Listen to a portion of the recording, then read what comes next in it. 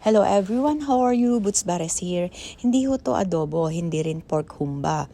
Ito ay yung sweet soy pork belly recipe, isang Chinese recipe po to. Meron akong mga liempo dito, kinat ko lang into cubes, nilagyan ng tubig, pinakuluan. At nung kumulo na, nilagay ko yung palm sugar, hinalo-halo ko ito at naglagay ako ng bay leaf, star anise, cinnamon stick.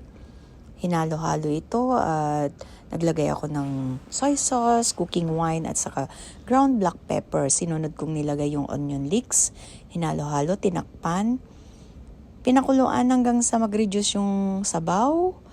Hinalo-halo ulit ito at kulang pa yung lambot nung meat. Kaya tinakpan ko at pinakuluan hanggang sa lumapot na yung sabaw nito at lumambot na yung meat natin.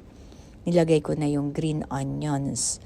Eto na po, hinalo-halo ko lang saglit at eto na, pwede nang iserve. At kainin. Taob po yung kaldero natin dito pag inulam na natin to. Napakasarap. Try nyo po, Chinese recipe. Follow me for more.